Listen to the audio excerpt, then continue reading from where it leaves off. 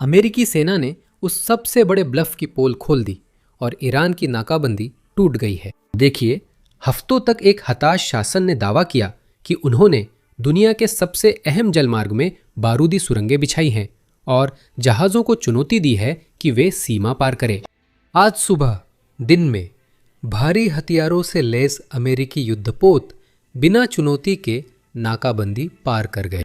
युद्ध शुरू होने के बाद पहली बार ऐसा कुछ हुआ है। ये तब हो रहा है जब ईरान को समझौते के लिए अधिक ताकत चाहिए ताकि वह ऐसा समझौता कर सके जिसे वह स्वीकार कर सके। देखिए, संघर्ष विराम को लेकर सारी शिकायतों के बाद और ये धमकी देने के बाद कि अगर अमेरिका ने इजराइल को लेबनान में संघर्ष विराम लागू करने के लिए नहीं मनाया तो वे पीछे हट जाएंगे, ईरानी अधिकारी आखिरकार बातचीत के लिए आ ही गए। असल में वे अमेरिका के विमान के आने से पहले ही पाकिस्तान पहुंच गए थे। अगले दिन अमेरिकी प्रतिनिधिमंडल भी वहां पहुंचा। उपराष्ट्रपति जेडी वांस विमान से उतरकर पाकिस्तानी अधिकारियों से मिले और बातचीत के लिए गए। अब हम देखेंगे कि ईरान की ओर से कौन आया, जिससे पता चलता है कि वे वार्ताओं को कितनी गंभीरता से ले रहे हैं। उससे पहले अमेरिकी युद्धपोतों पर बात करते हैं। देखिए, आज सुबह 2 अमेरिकी युद्धपोत हॉर्मुज जलडमरू मध्य से होकर फारस की खाड़ी में गए और फिर वापस बाहर आ गए। यह पहली बार है जब युद्ध शुरू होने के बाद अमेरिकी जहाज, अमेरिकी युद्धपोत वास्तव में फारस की खाड़ी में दाखिल हुए हैं। अब एक ईरानी सरकारी मीडिया आउटलेट दावा कर रहा है कि वास्तव में ऐसा नहीं हुआ। युद्धपोतों ने वास्तव में अंदर आने की कोशिश की, लेकिन ईरानी नौसेना ने उन्हें धमकी दी और उन्होंने वापस मुड़ गए। लेकिन फिर भी यही आउटलेट पिछले कुछ हफ्तों में कई बार झूठ बोलते हुए पकड़ा गया है। 3 प्रकाशनों ने पुष्टि की है कि 2 अमेरिकी युद्धपोत पूर्व से पश्चिम फारस की खाड़ी में घुसे और बाहर आ गए। साथ ही हम सैटेलाइट से इन युद्धपोतों का लोकेशन डेटा भी देख सकते हैं। हम देख सकते हैं कि यह यात्रा सच में दिन के उजाले में हुई थी। यह कई घंटे का मिशन था जिसे सभी देख सकते थे। ईरान चाहता तो कुछ कर सकता था, लेकिन उसने नहीं किया। अमेरिकी अधिकारियों ने कहा कि यह ट्रांजिट ईरानी अधिकारियों से समन्वित नहीं था। युद्धपोत बस अंदर गए और बाहर आ गए। हमें नहीं पता वे क्या कर रहे थे। शायद यह संकेत था कि युद्ध विराम के बाद अमेरिका को जलडमरू मध्य में खुली छूट है, या शायद युद्धपोत किसी टैंकर को फारस की खाड़ी तक एस्कॉर्ट कर रहे थे और फिर बाहर लेकर आ रहे थे, या शायद वे बारूदी सुरंगें साफ कर रहे थे। हमें पूरा पता नहीं, पर हम जानते हैं कि ईरानियों ने पहले कहा था कि हॉर्मुज जलडमरू मध्य में बारूदी सुरंगें हैं। सुनिए, ये ईरानी उप विदेश मंत्री का बयान है, जिन्होंने 2 दिन पहले इसकी पुष्टि की थी। इंटरव्यू 9 अप्रैल का है। हॉर्मुज जलडमरू मध्य खुला है। बिल्कुल तकनीकी प्रतिबंध है क्योंकि ये युद्ध क्षेत्र है और इस आक्रामकता के दौरान ईरान ने कई व्यवस्थाएं की थी, तो कुछ तकनीकी प्रतिबंध है और यही कारण है कि जो भी जहाज़ हॉर्मुज जलडमरू मध्य से गुजरना चाहते हैं उन्हें हमारी सेना और हमारे सैन्य संपर्क बिंदुओं से वहाँ संपर्क करना पड़ता है। इस जलडमरू मध्य में सीमाएं हैं और ये जलडमरू मध्य बहुत संकरा है। ये हमारे क्षेत्रीय जल और ओमानी क्षेत्रीय जल में है। ये हमारे जल क्षेत्र के अंदर है। इसलिए हमें टैंकरों और जहाज़ों की सुरक्षा और संरक्षा के लिए बहुत सतर्क रहना पड़ता है। वे तकनीकी प्रतिबंध युद्धकालीन स्थिति से बहुत जुड़े हुए हैं और उन्हें हटाने में समय लगता है, इसलिए सुरक्षित मार्ग सुनिश्चित किया जाता है। हॉर्मुज जलडमरू मध्य खुली है, लेकिन निश्चित रूप से हर एक टैंकर और हर एक जहाज़ को इस मार्ग से सुरक्षित गुजरने के लिए ईरानी अधिकारियों से व्यवस्था करनी होगी। अब वो कहता है कि ईरान के पास इन बारूदी सुरंगों का नक्शा है, इसलिए जहाज़ों को हॉर्मुज जलडमरू मध्य से सुरक्षित निकलने के लिए ईरान से समन्वय करना पड़ता है।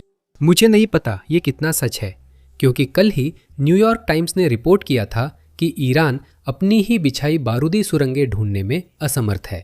ये इसलिए हो सकता है क्योंकि उनके पास कभी कोई नक्शा था ही नहीं, या फिर शायद वह व्यक्ति जिसने असल में ये काम किया था, जिसने बारूदी सुरंगें बिछाई थी, उसके पास नक्शा था और जब अमेरिकी हमले हुए तो वो जिस बंकर में छुपा था वहीं गहराई में दफन हो गया। हमें पूरा पता नहीं, लेकिन मैं उस थ्योरी पर बात करना चाहता हूँ जिसे कुछ लोगों ने हाल में उठाया है। वे मूल रूप से कह रहे थे कि ईरान ने असल में कभी पानी के नीचे बारूदी सुरंगें बिछाई ही नहीं थी। उन्होंने बस सार्वजनिक रूप से कह दिया था कि उन्होंने ऐसा किया है। तो जहाज, खासकर नागरिक जहाज, जोखिम उठाने से बहुत डर गए थे। इससे हॉर्मुज जलडमरू मध्य प्रभावी रूप से अवरुद्ध हो गया, जबकि ईरान ने कुछ भी खतरनाक नहीं किया। हालांकि यह सिर्फ सिद्धांत है, हमारे पास सबूत नहीं है। और इसके अलावा इस सिद्धांत को कुछ हद तक खारिज करने के लिए राष्ट्रपति ट्रंप ने खुद आज सुबह एक बयान जारी किया, जिसमें पुष्टि की कि अमेरिकी बल वास्तव में बारूदी सुरंगों को हटाने का मिशन चला रहे हैं। देखिए, ईरान के पक्ष में केवल यह धमकी है कि जहाज उनकी समुद्री बारूदी सुरंगों से टकरा सकते हैं, जबकि उनकी सभी 28 बारूदी सुरंग बिछाने वाली नावें समुद्र की तह में हैं।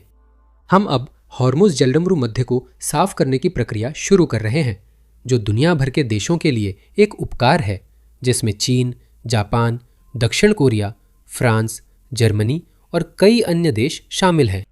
हैरानी है कि उनमें ये करने का साहस या इच्छा नहीं है। बहुत दिलचस्प बात यह है कि कई देशों के खाली तेल ले जाने वाले जहाज अब अमेरिका आ रहे हैं ताकि वे अमेरिकी तेल लाद सके। अब मेरी समझ के अनुसार, और मैं यह स्पष्ट करना चाहता हूं कि मैं नौसेना का विशेषज्ञ नहीं हूं, और इसके अलावा अमेरिकी सेना के पास ऐसी क्षमताएं हैं जिनके बारे में आम जनता नहीं जानती। जहां तक मेरी जानकारी है, सार्वजनिक जानकारी के आधार पर होर्मुज जलडमरू मध्य से गुजरने वाले दोनों युद्धपोतों के पास बारूदी सुरंगें खोजने और हटाने की उन्नत क्षमता नहीं है।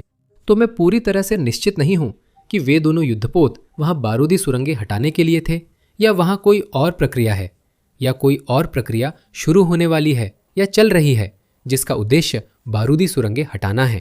फिर भी 2 युद्धपोतों का होर्मुज जलडमरू मध्य से दिन में खुलेआम गुजरना बड़ी बात है, क्योंकि उनके ट्रांसपॉन्डर चालू थे और सब देख सकते थे। हमें मानना होगा कि अगर होर्मुज जलडमरू मध्य उस ट्रैफिक के लिए खुलता है जिसे ईरान नहीं चाहता, तो ईरान अपनी कुछ ताकत खो देता है। ईरान ने कहा है कि वे होर्मुज जलडमरू मध्य से रोज 15 से ज्यादा जहाजों को नहीं जाने देंगे। अभी के समय में ट्रैफिक उस सीमा से काफी कम है, या शायद उसके करीब है, लेकिन अगर ये सीमा पार कर जाता है तो इसका मतलब है कि ईरान अपनी थोड़ी बहुत ताकत खो रहा है। अब जब हम बातचीत की बात कर रहे हैं, तो सोचिए चीन क्या कर रहा है जब पाकिस्तान में बातचीत चल रही है। अमेरिकी खुफिया के मुताबिक चीन अगले कुछ हफ्तों में ईरान को नई वायु रक्षा प्रणालियां देने की तैयारी कर रहा है। बीजिंग मैनपैड्स कहलाने वाली कंधे से दागी जाने वाली विमान भेदी मिसाइलें भेजने की तैयारी कर रहा है। मैनपैड्स युद्ध में कम ऊंचाई पर उड़ने वाले अमेरिकी विमानों के लिए एक असम्मित खतरा थे और संघर्ष विराम टूटने पर फिर बन सकते हैं। अब ये भी याद रखिए, बचाव मिशन के बाद हुई प्रेस कॉन्फ्रेंस में, जो सिर्फ 1 हफ्ता पहले हुई थी, राष्ट्रपति ट्रंप ने पुष्टि की थी कि जो F-15 गिरा था वो हाथ से चलाई जाने वाली, कंधे से दागी जाने वाली मिसाइल की वजह से गिरा था, जिसका मतलब है कि मैनपैड का इस्तेमाल किया गया था। अगर और मैनपैड्स आते हैं और संघर्ष विराम टूटता है तो ये अमेरिकी वायुसेना के लिए बड़ी समस्या बन जाएगा। सौभाग्य से पाकिस्तान में बातचीत से कुछ सकारात्मक खबरें मिली है।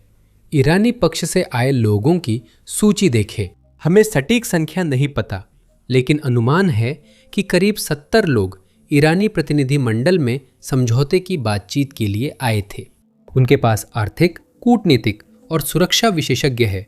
वहां सभी मौजूद है, यहां तक कि जिस व्यक्ति के बारे में हम कल बात कर रहे थे, मोहम्मद बाघेरी, जिसे IRGC अपनी तरफ से या अपनी सोच का प्रतिनिधित्व करने के लिए वार्ता में शामिल करवाना चाह रहा था, वो भी शामिल है। प्रतिनिधि मंडल का आकार और संरचना हमें बहुत कुछ बताती है। इसका मतलब है कि ईरान इसे गंभीरता से ले रहा है और शायद वे ऐसे समझौते की उम्मीद कर रहे हैं जिसे वे स्वीकार कर सके। कल की वीडियो में कुछ लोगों को याद होगा कि जब ईरानी प्रतिनिधि मंडल पाकिस्तान जा रहा था तो प्रतिनिधि मंडल के प्रमुख ने कहा था कि युद्ध विराम समझौते की 2 शर्तें पूरी नहीं हुई थीं, और इसका मतलब था कि ईरान मूल रूप से बातचीत से बाहर निकलने जा रहा है। उनके अनुसार और उनके बयान के अनुसार ये शर्तें थी लेबनान में युद्ध विराम, और दूसरा ईरान की रोकी गई धनराशि जारी करना, यानी ईरान की प्रतिबंधित धनराशि, वे वो पैसा वापस चाहते हैं। अब बताइए क्या हुआ। हम जानते हैं कि एक शर्त पूरी नहीं हुई। लेबनान में युद्ध विराम अब भी नहीं हुआ। इजराइल ने 24 घंटे में 200 से ज्यादा हिजबुल्लाह ठिकानों पर हमला किया। और इसके अलावा अमेरिकी अधिकारियों का यह भी कहना है कि उन्होंने कभी भी युद्ध विराम के लिए ईरान की जमी हुई धनराशि जारी करने पर सहमति नहीं दी थी। और सोचिए, क्या उन्होंने उसमें से कुछ भी जारी नहीं किया?